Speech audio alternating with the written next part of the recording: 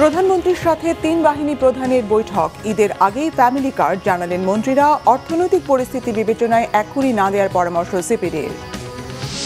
প্রধানমন্ত্রী তারেক রহমানের সঙ্গে ঘনিষ্ঠভাবে কাজ করার আগ্রহ প্রেসিডেন্ট ট্রাম্পের। মেরুদণ্ড সোজা করে এগোবে সরকার, মন্তব্য পররাষ্ট্র প্রতিমন্ত্রীর।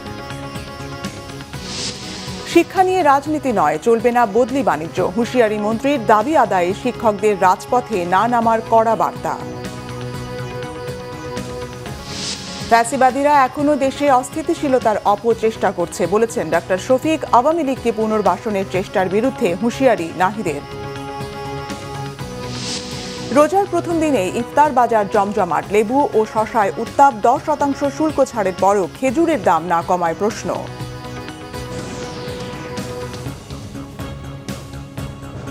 দেখছিলেন ক্রাউন সিমেন্ট সংবাদ শিরোনাম। প্রধানমন্ত্রী তারেক রহমানের সঙ্গে সৌজন্য সাক্ষাৎ করেছেন ৩ বাহিনীর প্রধান। সকালে সচিবালয়ে প্রধানমন্ত্রীর দপ্তরে তাদের সাক্ষাৎ হয়। দেশের স্বাধীনতা ও সার্বভৌমত্ব রক্ষায় সশস্ত্র বাহিনী সর্বদা প্রস্তুত বলে প্রধানমন্ত্রীকে জানিয়েছেন তারা। বৃহস্পতিবার দ্বিতীয় দিনের মতো প্রধানমন্ত্রী অফিসে পৌঁছানোর পর এনএসআই এবং ডিজিএফআই এর মহাপরিচালক আলাদাভাবে তার সাথে সৌজন্য সাক্ষাৎ করেন। এরপর প্রধানমন্ত্রীর সঙ্গে বৈঠক করেন সেনাবাহিনীর প্রধান জেনারেল ওয়াকারুজ্জামান, নৌবাহিনী প্রধান অ্যাডমিরাল মোহাম্মদ নাজমুল হাসান, বিমান বাহিনীর প্রধান air chief marshal Hasan Mahmud Khan. প্রধানমন্ত্রীর উপদেষ্টা অবসরপ্রাপ্ত brigadier general doctor AKM. Shamsul ইসলামও বৈঠকে উপস্থিত ছিলেন। পরিবেশ, বন ও জলবায়ু পরিবর্তন মন্ত্রী আব্দুল আওয়াল মিন্টু বলেছেন, ঈদের আগে পাইলট প্রকল্প হিসেবে ফ্যামিলি কার্ড দেওয়া হবে। ফ্যামিলি কার্ড নিয়ে গঠন করা হয়েছে 15 সদস্যের মন্ত্রিসভা কমিটি। এদিকে সাংবাদিকের চাকরিচ্যুতি কোনোভাবেই কাম্য নয় বলে জানিয়েছেন তথ্য ও সম্প্রচার মন্ত্রী জহিরুদ্দিন স্বপন। তিনি বলেন, 4 সাংবাদিকের চাকরিচ্যুতির বিষয়ে সংশ্লিষ্ট টিভি কর্তৃপক্ষের সঙ্গে আলোচনা করবেন তারা। মুহিবুল্লাহ মুহিবের রিপোর্টে বিস্তারিত। বুধবার সকাল 9:15টায় দ্বিতীয় দিনের মতো সচিবালয়ে যান প্রধানমন্ত্রী তারেক রহমান। সকালেই শুরু হয় অনানুষ্ঠানিক আন্তঃমন্ত্রণালয় বৈঠকে নির্বাচনী ইশতেহারে ঘোষিত ফ্যামিলি কার্ড এবং সারা দেশে 5 বছরে 25 কোটি বৃক্ষরোপণের কৌশল নিয়ে আলোচনা হয়। এ সময় তথ্যমন্ত্রী জহিরুদ্দিন স্বপন বলেছেন, একটি বেসরকারি টিভির 4 সাংবাদিকের চাকরিচ্যুতির কারণ খতিয়ে দেখবেন তারা। বাংলাদেশ সংবাদ সংস্থা যেহেতু একটা সরকারি সংস্থা এবং এখানে নিয়োগ বহাল অথবা বাতিল এই সমস্ত কিছুরই কিন্তু একটা বিধিবদ্ধ নিয়ম আছে এবং অবশ্যই সরকার সবকিছু বিধিবদ্ধ নিয়মের মধ্যেই বিবেচনা করবে। ঘটে যাওয়া যে দুঃখজনক ঘটনা সেটাও আলাপ আলোচনার সাপেক্ষে আমরা বিধান অনুযায়ী সমাধান বের করব বাসাসের ব্যাপারে। আর ব্যক্তিগত যে মিডিয়া হাউসে সমস্যা হচ্ছে সম্ভবত এখন টিভিতে, এটাও কেবল শুনেছি সংশ্লিষ্ট যারা সংক্ষুব্ধ যে কয়জন এবং এখন টিভির মালিক পক্ষ, আমি উভয়ের সঙ্গে কথা বলে বিষয়টা একটু ভালো করে বুঝে সমঝোতার মধ্যে সমাধান করা যায় কিনা উদ্যোগ নেব। যে ফ্যামিলি প্রধান যে মা, সেই মায়ের কাছে যাতে পৌঁছে যায় সেই জন্য সরাসরি এটার মধ্যে কোনো মধ্যস্বত্বভোগী থাকবে না, কোনো ধরনের রেফারাল কেউ থাকবে না, সরাসরি তাদের হাতে পৌঁছে দেওয়ার জন্য সবচেয়ে লেটেস্ট আপনার আইটি ভিত্তিকর্তা আমরা যে মাধ্যম সেটা ব্যবহার করব যাতে কোনো ধরনের পিলফারেজের কোনো সুযোগ না থাকে। বৈঠক শেষে সাংবাদিকদের পরিবেশমন্ত্রী আব্দুল আওয়াল মিন্টু জানান, নির্বাচনী ইশতেহারে ফ্যামিলি কার্ডের ইস্যু বিস্তারিত রয়েছে। এটা কিভাবে কার্যকর করা হবে সেটি নিয়ে আলোচনা হয়েছে বৈঠকে।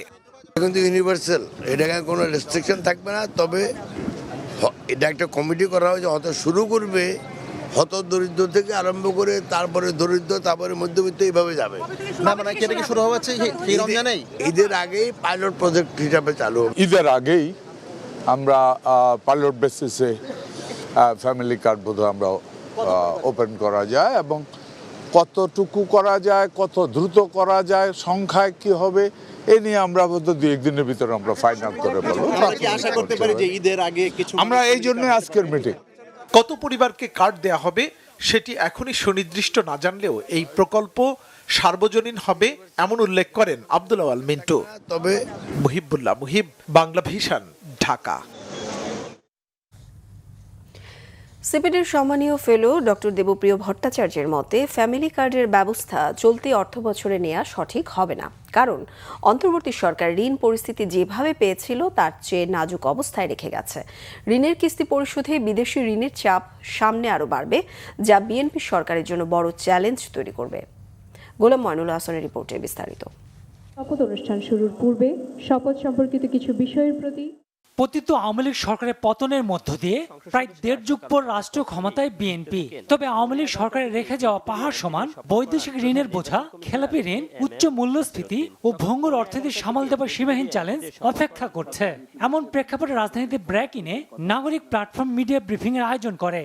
তারা অনেক ধরনের নির্বাচনী প্রতিশ্রুতি দিয়েছেন। আমরা মনে করি যে সেটাকে ধাপে ধাপে বাস্তবায়নের দিকে আগানো উচিত, একবারে প্রথমেই সবগুলোর ব্যাপারে না যাওয়া, কারণ আর্থিক সক্ষমতা একটা বড় চ্যালেঞ্জ হবে। বৈদেশিক চুক্তি শুধু মার্কিন যুক্তরাষ্ট্রের সাথে হয়নি, শুধুমাত্র আমাদের বন্দর দিয়ে দেওয়ার জন্য হয়নি, আরো অন্যান্য ক্ষেত্রেও হয়েছে যেগুলি হয়তো আমরা এখনো অবহিত না। সেহেতু এই সমস্ত বৈদেশিক চুক্তিগুলোকেও আবার পুনর্বিবেচনা করা উচিত, যাতে নতুন সরকারের কাছে এর কি ধরনের দায় দায়িত্ব বর্তায়। বিএনপির প্রতিশ্রুত ফ্যামিলি কার্ড বন্টন এখনই ঠিক হবে না বলে মন্তব্য করেন তিনি। এই যে বলা হচ্ছে 180 দিনের কর্ম পরিকল্পনা তৈরি করেন, আমি হলে ধৈর্য ধরতে বলবো। আমি বলবো ধৈর্য ধরেন, এই অর্থ বছরে আর কিছু হবে না। এইটাকে পরিকল্পনা দাঁড় করান, পরবর্তী অর্থ বছরের অর্থায়নের মাধ্যমে মধ্যমেয়াদী পরিকল্পনার অংশ হিসেবে এটাকে দেখতে হবে। আগামীকাল থেকে আপনি ওই কর্মসূচি বাস্তবায়নের জন্য লেগে গেলেন, আর আপনি জানেন না যে 2 তলার বাড়ি না 1 তলার বাড়ি, না কাঠের বেড়া না টিনের বেড়া, তারপরে আপনি এখন দালান কোঠা বানাতে চাচ্ছেন। এইগুলি একটু বাস্তবসম্মত হন, রাষ্ট্রনায়ক উচিতভাবে আমাদের আগাতে হবে। ব্যাংকিং খাতে জিরো টলারেন্সের পাশাপাশি আর্থিক খাতে নতুন সরকারকে সংযমী হবার তাগিদ উঠে আসে আলোচনায়। এই সরকারের যদি সুশাসন প্রতিষ্ঠা করতে হয়, পুনরুদ্ধার করতে হয়, তাহলে ব্যাংকিং সেক্টরে অবশ্যই জিরো টলারেন্স যে কোনো ধরনের অনিয়মের এটা করতে হবে। গোলাম মইনুল হাসান, বাংলা ভিশন, ঢাকা। বাংলাদেশের প্রধানমন্ত্রী হিসেবে দায়িত্ব গ্রহণ করায় তারেক রহমানকে অভিনন্দন জানিয়েছেন মার্কিন প্রেসিডেন্ট ডোনাল্ড ট্রাম্প। অভিনন্দন বার্তায় তিনি বলেন, পারস্পরিক শ্রদ্ধা এবং অভিন্ন স্বার্থের ভিত্তিতে একসাথে কাজ করবে যুক্তরাষ্ট্র ও বাংলাদেশ। বাণিজ্য ও প্রতিরক্ষা চুক্তি বাস্তবায়নের আহ্বান জানান তিনি। এদিকে পররাষ্ট্র প্রতিমন্ত্রী শামা ওবায়েদ বলেছেন, বাংলাদেশে এখন জনগণের ম্যান্ডেটে গণতান্ত্রিক সরকার দায়িত্বে আছে, সুতরাং পররাষ্ট্র নীতির ক্ষেত্রে সরকার মেরুদণ্ড সোজা করে কাজ করবে। রিপোর্ট করছেন ইমরুল কায়েস। প্রধানমন্ত্রী হিসেবে দায়িত্ব গ্রহণ করায় তারেক রহমানকে অভিনন্দন জানিয়ে চিঠি লিখেছেন যুক্তরাষ্ট্রের প্রেসিডেন্ট ডোনাল্ড ট্রাম্প। তিনি বলেন, বাণিজ্য চুক্তি বাস্তবায়নের মাধ্যমে দুই দেশের সম্পর্কের গতি বাড়বে, এতে করে কৃষক এবং শ্রমিকরা উপকৃত হবে বলে মনে করেন তিনি। ট্রাম্প আশা করেন প্রতিরক্ষা চুক্তি সম্পাদন করার জন্য কার্যকর পদক্ষেপ নেবে বাংলাদেশ সরকার। এর ফলে সামরিক বাহিনী উচ্চমানের আমেরিকান তৈরি সরঞ্জাম পাবে বলে জানান তিনি। অংশীদারিত্ব, পারস্পরিক শ্রদ্ধার ভিত্তিতে একটি উন্মুক্ত ইন্দো প্যাসিফিক গড়ে তোলার আহ্বান জানান ট্রাম্প। মার্কিন যুক্তরাষ্ট্র এবং বাংলাদেশের মধ্যে সম্পর্ককে আগের চেয়ে আরও শক্তিশালী করতে তারেক রহমানের সঙ্গে কাজ করার জন্য তিনি উন্মুখ বলেও চিঠিতে উল্লেখ করেন। এদিকে পররাষ্ট্র প্রতিমন্ত্রী শামা ওবায়েদ বলেছেন, সরকার সকল দল মত বর্ণ নির্বিশেষে, এমনকি যারা বিএনপির বিরুদ্ধে নির্বাচন করেছে তাদের সাথে মেরুদণ্ড সোজা করে কাজ করতে চায়, যেন বাংলাদেশকে সবাই ভিন্ন চোখে দেখে। অনেকদিন পরে বাংলাদেশে একটি গণতান্ত্রিক সরকার এসেছে। গণতান্ত্রিক সরকারের পররাষ্ট্রনীতি যেরকম হওয়া উচিত, সে বাংলাদেশের মেরুদণ্ড সোজা করে বাংলাদেশ সকল দেশের সাথে, সকল রাষ্ট্রের সাথে যোগাযোগ রাখবে, কথা বলবে, বন্ধুত্ব রাখবে। সব দেশের সাথেই তো আমাদের চ্যালেঞ্জ আছে, আমাদের ইস্যুস আছে। সেই ইস্যুসগুলো সমাধান করার জন্য আমাদের বাইল্যাটারাল, মাল্টিল্যাটারাল ভাবে আমাদের এগোতে হবে, সেটা আমরা এগোবো। এবং আগেই তো বলেছি, আমাদের সকল রাষ্ট্রের সাথে, সকল সরকারের সাথে আমাদের সম্পর্ক থাকবে। আমাদের স্বার্থ, বাংলাদেশের জনগণের স্বার্থকে সুরক্ষিত করে। এক প্রশ্নের উত্তরে তিনি জানান, বিভিন্ন দেশের সাথে বাংলাদেশিদের ভিসা জটিলতার সমাধানে সরকার কাজ করবে। ইমরুল কায়েস, বাংলা ভিশন, ঢাকা। শিক্ষা খাতে প্রশাসনিকভাবে তদবির বাণিজ্য বন্ধ করার পাশাপাশি শিক্ষা মন্ত্রণালয়ে কোনো দুর্নীতিকে প্রশ্রয় দেয়া হবে না বলে জানিয়েছেন শিক্ষামন্ত্রী আ নম এহসানুল হক মিলন। সচিবালয়ে নিজ মন্ত্রণালয়ের সভাকক্ষে সংবাদ সম্মেলনে তিনি এই কথা বলেন। দাবি আদায়ে শিক্ষকদের আর রাজপথ দখল করে আন্দোলন করতে হবে না বলেও জানান তিনি। ইংলিশ মিডিয়াম স্কুলগুলোকে শিক্ষা মন্ত্রণালয়ের অধীনস্থ করার পরিকল্পনা রয়েছে বলে জানান শিক্ষামন্ত্রী।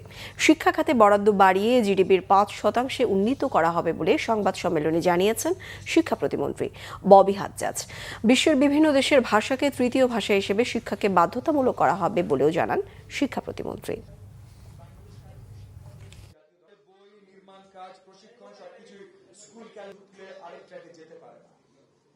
গত বছরগুলোতে শিক্ষা খাতে বরাদ্দ মোট বাজেটের প্রায় 12% আশেপাশে থেকেছে এবং জিডিপির অনুপাতে তা 1.5-2% কাছাকাছি ঘোরাফেরা করেছে। এটা একটি কাঠামোগত সীমা, কিন্তু আমাদের সরকারের, বিশেষ করে মাননীয় প্রধানমন্ত্রী জনাব তারেক রহমানের নীতিগত অবস্থান পরিষ্কার।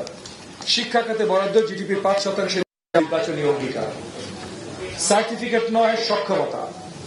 এটাই মাননীয় প্রধানমন্ত্রী বলেছেন। আমরা সেই সক্ষমতাকে পরীক্ষায় আনব। যে আপনি শিক্ষকতা করবেন, ক্লাসরুম ছেড়ে আন্দোলন করবেন, এটা তো হতে পারে না।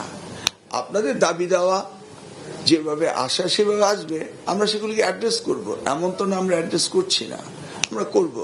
কিন্তু রাজপথ দখল করে তো দাবি দেওয়া আদায় করার কোনো প্রয়োজন নেই, কারণ আমরা দাবি দেওয়া আদায় করতে করতে এইটুকু পর্যন্ত এসছি। অতএব আমরা বুঝি কোনটা দিতে হবে কোনটা দিতে হবে না, এবং আমরা তাদের পক্ষেই থাকি, কারণ তারাই তো মানুষ গড়ার কারিগর। আমি আশা করি তারা আমাদের মেসেজ পেয়ে গিয়েছে এবং পেয়ে যাবে, এবং সেভাবেই তারা কাজ করবে। প্রধানমন্ত্রী তারেক রহমানের ঢাকা 17 নির্বাচনী আসনের 37টি এতিমখানায় পৌঁছে দেওয়া হয়েছে খাদ্য সামগ্রী। তারেক রহমানের নির্দেশে বৃহস্পতিবার এসব এতিমখানার এতিমদের মাঝে পুরো রমজান মাসের সেহরি ও ইফতারের খাদ্য সামগ্রী পৌঁছে দিয়েছেন প্রধানমন্ত্রীর একান্ত সচিব আব্দুর রহমান সানি। পাইলট প্রকল্প হিসেবে ভাসানটেক ও কড়াইল বস্তিতে এসব এতিমখানায় খাদ্য সামগ্রী পৌঁছে দেওয়া হয়। সে সময় আব্দুর রহমান সানি বলেন, সরকারি কোষাগার থেকে নয়, ব্যক্তিগত অর্থায়নে এই উদ্যোগ নিয়েছেন তারেক রহমান।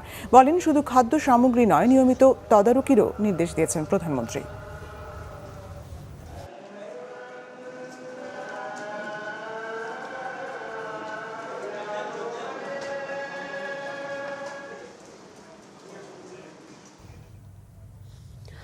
রাজধানীর পশ্চিম ভাসানটেক এলাকায় নারী ও এতিম শিশুদের সাথে ইফতার করলেন প্রধানমন্ত্রী তারেক রহমানের স্ত্রী জুবাইদা রহমান ও মেয়ে জাইমা রহমান। পবিত্র রমজান উপলক্ষে ঢাকা 17 আসনের কড়াইল বস্তি এবং ভাসানটেক এলাকার 14টি এতিমখানায় এবং হাফেজিয়া মাদ্রাসায় পুরো মাসের ইফতার, রাতের খাবার ও সেহরি সরবরাহের উদ্যোগের অংশ হিসেবে জাইমা রহমান রোজার প্রথম ইফতার মাহফিলে যোগ দেন। এলাকার এতিম শিশু ও বয়োজ্যেষ্ঠ নারীরা ইফতারে অংশ নেন। ভাসানটেকের জামিয়া কুরবানিয়া তালিমিয়া দাওরা হাদিস মহিলা মাদ্রাসা ও এতিমখানার এতিম শিশুদের সাথে কুশল বিনিময় করেন। আনন্দঘন পরিবেশ তৈরি করে জাইমা রহমান শিশুদের সাথে খুনসুটিতে ব্যস্ত থেকে বেশ কিছু সময় পার করেন। প্রধানমন্ত্রীর মেয়েকে কাছে পেয়ে শিশুরাও আত্মহারা হয়ে ওঠে। জাইমা রহমান এতিমখানার বিভিন্ন স্থাপনা ঘুরে দেখেন, দায়িত্বরতদের সাথে কথা বলে সহযোগিতার আশ্বাস দেন।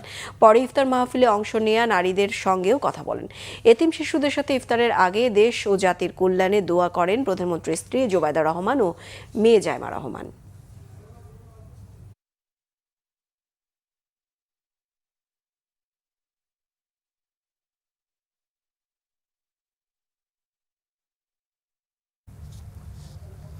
শ্রমিক ও মেহনতি মানুষের জীবন মান উন্নয়নে কাজ করে যাবেন বলে জানিয়েছেন মুক্তিযুদ্ধ বিষয়ক প্রতিমন্ত্রী ইশরাক হোসেন।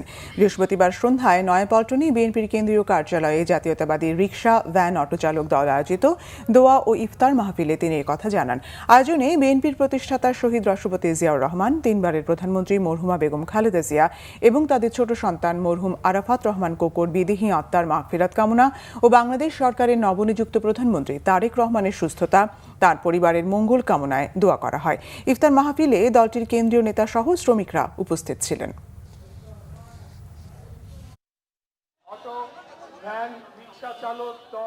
আমাকে যতটুকুই দায়িত্ব দেওয়া হয়েছে তার সর্বোচ্চই আমি কাজে লাগাবো কেবলমাত্র দেশ ও জাতির কল্যাণে এবং মজলুম মেহনতি জনগণ তাদের পাশে দাঁড়ানোর জন্য, তাদের জীবনযাত্রা মান উন্নয়ন করে, তাদের সমস্যা কিছুটা লাঘব করে যাতে আমরা একটা সমপর্যায়ে আসতে পারি, সেই ধরনের রাজনীতি করে যাব ইনশাল্লাহ। রাজনৈতিক দলগুলোকে দলীয় সংকীর্ণতা ও হিংসা থেকে বেরিয়ে এসে গঠনমূলক রাজনীতি করার আহ্বান জানিয়েছেন সংসদে বিরোধী দলীয় নেতা ও জামায়াতে ইসলামের আমির ডাক্তার শফিকুর রহমান। বলেছেন, দায়িত্বশীল বিরোধী দল হিসেবে দেশ গঠনে সরকারকে সর্বাত্মক সহযোগিতায় আগ্রহী জামায়াত। বৃহস্পতিবার রাজধানীর মিরপুরের একটি রেস্তোরাঁ এতিমদের সাথে ইফতারের আয়োজনে এসব কথা বলেন তিনি। ডাক্তার শফিকুর রহমান বলেন, সরকার জনস্বার্থ বিরোধী কোনো কাজ করলে জামায়াত তার প্রতিবাদ করবে।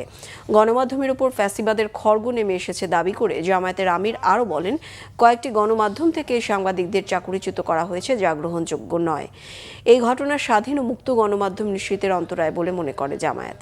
তিনি বলেন, দেশের এমন সংস্কৃতি গড়ে তোলা হবে যেখানে এতিমদের মধ্য থেকে এক সময় কেউ হয়তো প্রধানমন্ত্রী হবেন। ফ্যাসিবাদী শক্তি আবারও দেশকে অস্থিতিশীল করতে ষড়যন্ত্র করছে বলেও মন্তব্য করেন তিনি। হিংসা হানাহানির দলীয় সংকীর্ণতার রাজনীতির গণ্ডি থেকে আমরা বের হয়ে আসি। আজকে পবিত্র এই রমজানের দিনে আমি আহ্বান জানাবো, শুধুমাত্র দলীয় পরিচিতির কারণে আল্লাহর একজন বান্দা কিংবা বান্দি যেন জুলুমের শিকারে পরিণত না হন। সরকারি দল, বিরোধী দল মিলেমিশে উদার মানসিকতা নিয়ে প্রত্যেকটি নাগরিককে সম্মান করে তার অধিকার যেন আমরা নিশ্চিত করতে পারি, উভয়ে মিলে আমরা সেটাই আশা করি এবং সেটাই আমরা করব ইনশাআল্লাহ। কিন্তু আমরা একা চাইলেও সব হবে না, প্রধান দায়িত্বটা হবে সরকারি দলের।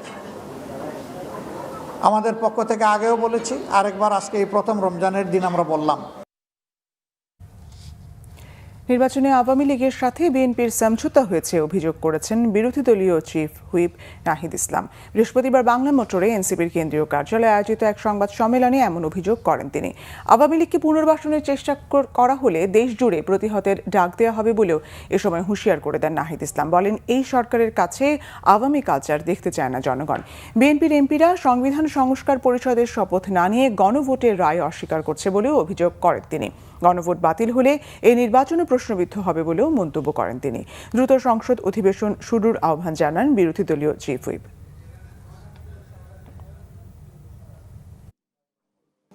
আওয়ামী লীগ কিন্তু কার্যত এবং আইনত নিষিদ্ধ একটি সংগঠন এবং তার বিচার প্রক্রিয়া চলমান আছে। আওয়ামী লীগের কার্যালয়গুলো খোলা হচ্ছে এবং আওয়ামী লীগকে প্রশ্রয় দেওয়া হচ্ছে। আমরা মনে করি না এটা অটোমেটিকভাবে হচ্ছে, এটা অবশ্যই এই নতুন সরকারের প্রশাসনের এবং সরকারি দলের প্রশ্রয়ে এটা হচ্ছে। আমরা আশঙ্কা করছি যে এই নির্বাচনে এরকম একটা যোগসাযোগ হয়েছে ভারত, আওয়ামী লীগ এবং বিএনপির মধ্যে।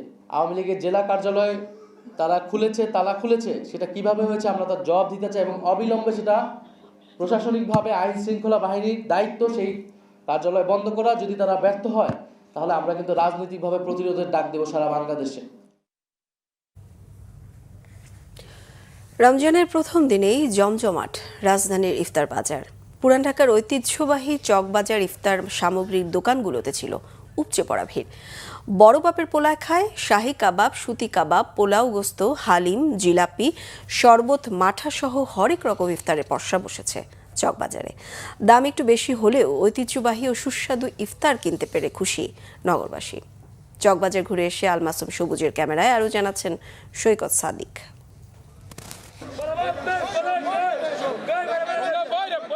বড় বাপের পোলায় খায়, ঠোঙ্গায় ভরে লইয়া যায়।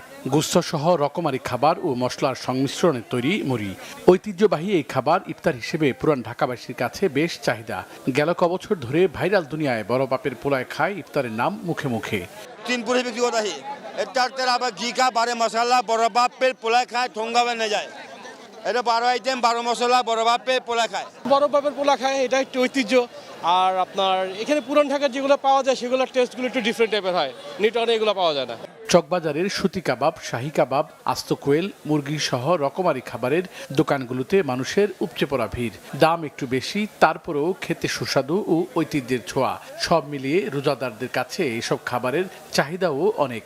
মালটা হইলো এটা গরুর মাংস দিয়ে তৈরি হয়, আর এটা খাসির মাংস দিয়ে তৈরি হয়।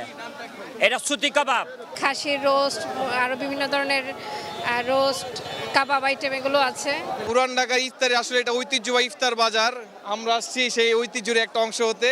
পুরান ঢাকাবাসীর পাশাপাশি দূর দূরান্ত থেকে অনেকে গেছেন চকবাজারে ইফতার কিনতে। শুধু কি মাংসের আইটেম, মাঠা, শরবত, ফালুদা কিংবা শাহী জিলাপি, পুরান ঢাকার প্রতিটি ইফতারে যেন আভিজাত্যের ছোঁয়া। কোনটা বাদ দিয়ে কোনটা কিনবে, প্রথম দিনে তাই চাপটাও ছিল অনেক। এটা আপনার হলো পেস্তা বাদামের শরবত, এটা আপনার আছে হলো মহাপদা শরবত, তরমুজ, দুধ, চিনি, রুয়াবজা দেওয়া আছে, আর এটা আছে আপনার লাবাং দেওয়া আছে, আর আপনার আমরা বিক্রি করছি ফালুদা। এগুলো সবই আমাদের হলো নিজস্ব তৈরি করা কি। মাঠা কিনছি, মোরগ পোলাও কিনছি, ঘুগনি কিনছি, জিলাপি কিনছি। পুরান ঢাকার ঐতিহ্যবাহী 400 বছরের পুরানা ইফতার পাওয়া যায়, সেটার মধ্যে সুতা কাবাব, খাসির লেগ রোস্ট, কবুতর, কোয়েলের আস্ত রোস্ট থেকে শুরু করে বিভিন্ন ধরনের কোপ্তা, কাবাব, শাহী পরোটা, অনেক ইফতার পাওয়া যায় ঐতিহ্যবাহী। চকবাজার এসব ইফতার সামগ্রীর ক্রেতা ও বিক্রেতা সবাই জানান, বিশেষ ইফতার সামগ্রী থাকায় রোজার প্রথম দিনে দর্শনার্থী কিংবা ইউটিউবারদের ভিড় একটু বেশি। তবে আস্তে আস্তে পরিস্থিতি স্বাভাবিক হবে, তখন রোজাদাররা সহজে কিনতে পারবেন এই পছন্দের ইফতার। সৈকত সাদিক, বাংলা ভিশন, ঢাকা। 10% শুল্ক ছাড়ের পরও দাম কমেনি রোজার অন্যতম প্রয়োজনীয় খেজুরের। এজন্য খুচরা ও পাইকারি বিক্রেতারা পাল্টাপাল্টি অভিযোগ করছেন একে অপরকে, ভুক্তভোগী সাধারণ ক্রেতারা। এদিকে নিত্য প্রয়োজনীয় লেবু, শসার দামও ছাড়িয়েছে 100 টাকার ঘর। তবে স্বস্তির খবর আছে ছোলা ও চালের দামে। বিস্তারিত মামুন আব্দুল্লাহ রিপোর্টে। রমজানে সাধারণ মানুষের ক্রয় ক্ষমতা বিবেচনায় সরকার খেজুরের আমদানি শুল্ক 25 থেকে কমিয়ে নামিয়ে আনে 15%।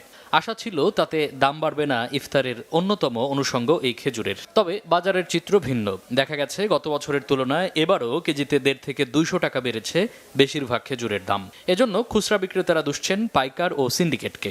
গত বছর 400 করে খাইছি দাপাস, এখন কয় 600, দোকানদারই কয়। যেটা প্রয়োজন ওইটাই দাম বেশি, সরকারও কিছু করতে পারে না, আর আমরা তো কিছু করতে পারবো না। দাম বাড়তে সিন্ডিকেট বাজার, বুঝেন না? এখন ওরা যা কয় দেশে তাই চলে, এসব কিছু করার নেই। তবে আমদানিকারকরা বলছেন ভিন্ন কথা। বলছেন চাহিদার তুলনায় খেজুর আমদানি হয়েছে 20 থেকে 30 হাজার মেট্রিক টন বেশি। অন্যবারের চেয়ে এবারের খেজুরের দাম কম বলেও দাবি তাদের। মালয়েশিয়া থেকে আসতেছিল চট্টগ্রাম বন্দরে, সেই জাহাজটা কিন্তু ডুবে গেছে থাইল্যান্ডের উপকূলে। এইটার ভিতরে খেজুর ছিল প্রায় 3-4 হাজার টন। এই খেজুরটা হলো ইরাক থেকে আসছিল এই খেজুরগুলো। এই কারণে খেজুরের বাজারটা হলো, ইরাকি খেজুরের দামটা কিছুটা বাড়ছে। 2 মাস আগেও যে বাজারটা ছিল এখনও সেই বাজারটা। এখন আমরা শুনতেছি যে বাজারে খেজুরের দাম বৃদ্ধি পেয়েছে, কিন্তু বাদামতলিতে বৃদ্ধি পায়নি। বাদামতলিতে বাজার স্বাভাবিক আছে, খুচরা মার্কেটে হয়তো বৃদ্ধি পেয়েছে। এটা তো আমার দেখভাল আমরা করি না, যেহেতু এই বিষয়টা নিয়ে আমরা বলতে পারবো না। এদিকে ইফতারির অন্যতম অনুষঙ্গ লেবু, শসা ও বেগুনের দাম বেড়েছে অস্বাভাবিকভাবে। 100 টাকার নিচে নেই এসব পণ্যের দাম। তবে স্বস্তি আছে ছোলা ও চালের দামে। নতুন করে বাড়েনি এসব পণ্যের দাম। এই বড় বড় কোম্পানি আসার পর থেকেই চালের বাজার কমা, তারা আপনি দেখেন সমস্ত ব্যবসা তাদের হাতে। তাদের বিশাল আপনার মার্কেটিং, তাদের বিশাল আপনার গোডাউন, তাদের নেটওয়ার্ক সবচেয়ে বড়। এই জন্য আমরা মনে হয় না সব কিছু জিনিসটাই আপনার একটা সহজভাবে নিচের দিকে আসবে। এটা চাহিদার তুলনায় যোগান যেন সবসময় থাকে, চেইনটা যেন কমন ঠিক থাকে। আপনার চেইন যদি ঠিক থাকে তাহলে আপনার বাজার, আপনার সরবরাহ ঠিক থাকলে আপনার বাজারটা আবার কখন প্রশ্ন। প্রত্যেকটা জিনিসের দাম বেশি, প্রত্যেকটা। লেবু আলি 100 টাকা, এক হালির দাম চলে 100 টাকা। কারণ বাজারে 100 টাকা হলে মানে লোকালি গ্রাম মহল্লার মধ্যে হবে মিনিমাম 150 টাকা। এই যে কিরায় 40 টাকার কিরায় 100 টাকা কেজি, আর যে 40 টাকা আলির লেবু 80 টাকা আলি। বাণিজ্য মন্ত্রণালয় সূত্রে জানা যায়, রমজানে খেজুরের চাহিদা 60 থেকে 80 হাজার মেট্রিক টন। মামুন আব্দুল্লাহ, বাংলা ভিশন, ঢাকা। জুলাই গণ অভ্যুত্থানে সংঘটিত মানবতাবিরোধী অপরাধে ট্রাইব্যুনালের বিচার কাজ স্বাভাবিক প্রক্রিয়া অব্যাহত থাকবে জানিয়েছেন চিফ প্রসিকিউটর তাজুল ইসলাম। অন্যদিকে জুলাই আন্দোলনের মামলায় যারা পলাতক আছেন তাদের দেশে ফিরিয়ে এনে শাস্তির দাবি জানিয়েছেন এনসিপির সদস্য সচিব ও রংপুর 4 আসনের সংসদ সদস্য আক্তার হোসেন। মেজবা রহমানের রিপোর্ট। আওয়ামী লীগের শাসনামলে গুম করে নির্যাতনের ঘটনায় ক্ষমতাচ্যুত প্রধানমন্ত্রী শেখ হাসিনা ও 10 সেনা কর্মকর্তা সহ 17 আসামির বিরুদ্ধে চলা মানবতাবিরোধী অপরাধের মামলায় সাক্ষ্য গ্রহণ শুরু হয়েছে আন্তর্জাতিক অপরাধ ট্রাইব্যুনালে।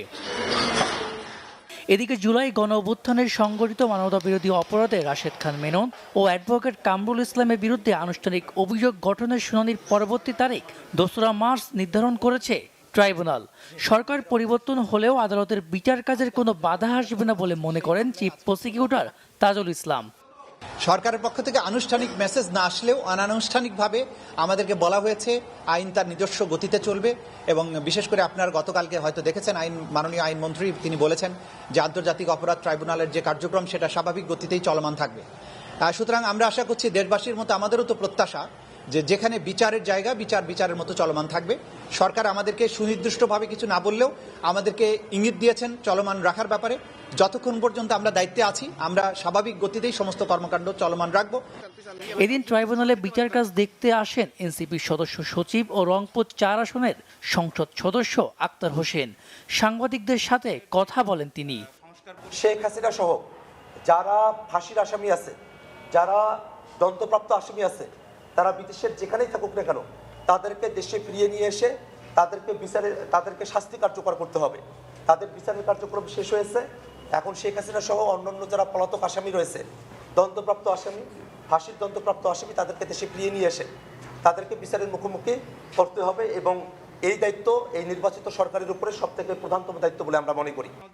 আন্তর্জাতিক অপরাধ ট্রাইব্যুনালের বিচার কাজ অব্যাহত থাকবে বলে আশা প্রকাশ করেন এই জুলাই যোদ্ধা। মেজবা রহমান, বাংলাভিশন, ঢাকা। নিম্ন আয়ের মানুষ যেন নাগালের মধ্যে প্রোটিনের চাহিদা পূরণ করতে পারে সেই উদ্যোগ নিয়েছে সরকার, জানিয়েছেন মৎস্য ও প্রাণী সম্পদ প্রতিমন্ত্রী সুলতান সালাউদ্দিন টুকু। রাজধানীর মহাখালীতে সুলভ মূল্যে দুধ, ডিম ও মাংস বিক্রয় কার্যক্রম উদ্বোধন অনুষ্ঠানে কথা বলেন তিনি। জানান এবার 10 লাখ পরিবার কম মূল্যে দুধ, ডিম ও মাংস কিনতে পারবেন। এই লক্ষ্যে উত্তরা, আজিমপুর, মিরপুর সহ রাজধানীর 25টি স্পটে বিক্রয় কার্যক্রম শুরু করা হয়েছে। চলবে রমজান জুড়ে। দেশের অন্যান্য জেলাতেও এই উদ্যোগ ছড়িয়ে দেওয়া হবে বলে উল্লেখ করেন তিনি। এতে ডিমের ডজন মিলছে 96 টাকায়, 1 কেজি দুধ 80 টাকা ও 1 কেজি মাংস 650 টাকায়। প্রতিমন্ত্রীর প্রত্যাশা করেন এই উদ্যোগের ফলে বাজারেও জিনিসপত্রের দাম কমে আসবে। সহজেই প্রোটিন জাতীয় যে খাদ্য সেটি যাতে সহজলভ্য হয়, তাদের ক্রয় ক্ষমতার মধ্যে থাকে। সারা বাংলাদেশে 10 লক্ষাধিক পরিবারকে আমরা এই কার্যক্রমের আওতায় আনতে সক্ষম হব। বাজারেও কিছু দাম কমে যাবে, যেটা সাধারণ মানুষও উপকৃত হবে। চট্টগ্রামে নগরবাসী ও পর্যটকদের জন্য নিরাপদ, পরিবেশ বান্ধব ও আধুনিক যোগাযোগ ব্যবস্থা নিশ্চিতে পতেঙ্গা সমুদ্র সৈকত ও বিমানবন্দর সংলগ্ন সড়কের পাশে প্রথম সাইকেল ট্র্যাক নির্মাণ করা হচ্ছে, জানান city mayor doctor Sadat Hossain. বিমানবন্দর এলাকায় চলমান সড়ক নির্মাণ কার্যক্রম পরিদর্শনকালে তিনি এসব কথা বলেন।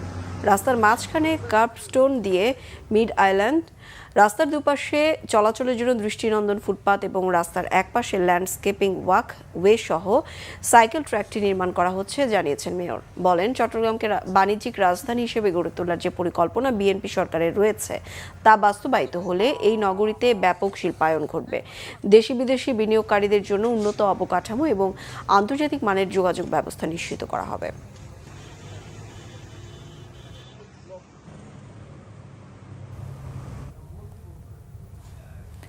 তুরস্কের প্রেসিডেন্ট পুত্র নেকমেতিন বিলাল এরদোয়ান ও জার্মানির সাবেক তারকা ফুটবলার মেসুত ওজিলের নেতৃত্বে 11 সদস্যের প্রতিনিধি দল রোহিঙ্গা শিবির পরিদর্শন করেছেন। এর আগে সকাল 10:30টায় বিশেষ বিমানে করে তারা কক্সবাজার বিমানবন্দরে পৌঁছান। পরে কক্সবাজার শরণার্থী ত্রাণ ও প্রত্যাবাসন কমিশনার কার্যালয়ে কমিশনার মোহাম্মদ মিজানুর রহমানের সঙ্গে সৌজন্য সাক্ষাতে মিলিত হন। বিলাল এরদোয়ান জানান, বাংলাদেশে আশ্রয় নেওয়া রোহিঙ্গা শরণার্থীদের সম্মানজনক এবং মর্যাদাপূর্ণ প্রত্যাবাসনে তুরস্কের সরকার ও জনগণ তাদের পাশে থাকবে এবং মানবিক সহায়তাও দিয়ে যাবে।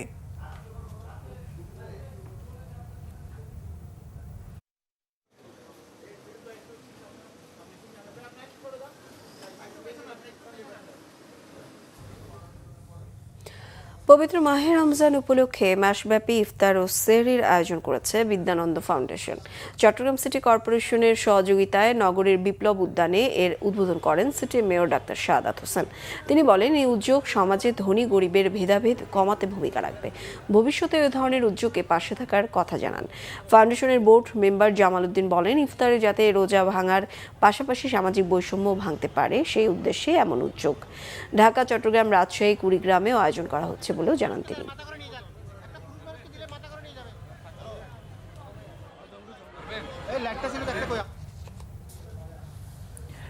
মাদারীপুরে দুইটি বাসের মুখোমুখি সংঘর্ষে 2 জন নিহত হয়েছেন, আহত হয়েছেন অন্তত 20 জন। সকালে ডাসার উপজেলার ম্যালকাই এলাকায় এই দুর্ঘটনা ঘটে। ফায়ার সার্ভিস ও প্রত্যক্ষদর্শীরা জানান, সকালে ঢাকা থেকে বরিশালের উদ্দেশ্যে ছেড়ে যাওয়া ইমরান পরিবহনের একটি বাস ম্যালকাই এলাকায় পৌঁছালে বরিশাল থেকে ছেড়ে আসা বিআরটিসি পরিবহনের সঙ্গে মুখোমুখি সংঘর্ষ হয়। এতে ঘটনাস্থলেই বাসের 2 যাত্রী নিহত হন, বন্ধ হয়ে যায় যান চলাচল। পরে মহাসড়কে যান চলাচলের স্বাভাবিক রাখতে কাজ করেন হাইওয়ে পুলিশ ও ফায়ার সার্ভিস।